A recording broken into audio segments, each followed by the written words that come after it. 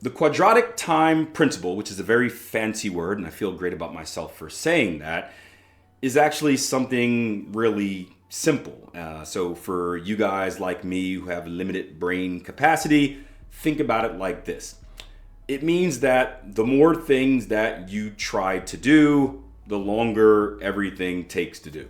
Yeah, see, again, I just wanted to use a big word. So for you guys that are new to the show, you would think I was smart and maybe you would subscribe and listen more before finding out the truth one episode later, or maybe 2 seconds later, as in the case of this podcast. But seriously, this is something that shows up in our everyday life, and especially, like I said, in my story, as I started to grow my businesses and deal with more things, right? So think about this as being like your never-ending to-do list, right?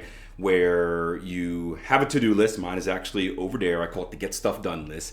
And the more you progress, the more things get added to that to-do list. And the more things that get added to that to-do list, the more time it takes to get through that to-do list. And the more time it takes to get through that to-do list, the less things on that to-do list get done, which means they get added to the top or the bottom of tomorrow's to-do list. And that to-do list gets bigger. And you can see what we're dealing with, right? We're dealing with a finite period of time, right? 24 hours every day, unless we can create an 8th day or a time-slowing machine.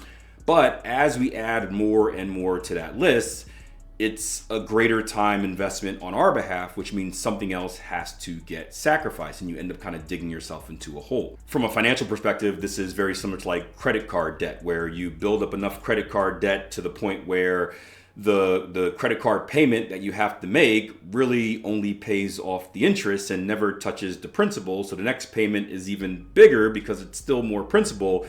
And before you know it, you're paying a lot of money, but you're never actually paying the thing that you want to pay off down, right? And the scariest thing about this, whether it's the to-do list or the credit card, many people can fall into this trap by accident, and you don't really know you're in it until you're neck deep in, meaning it's too late.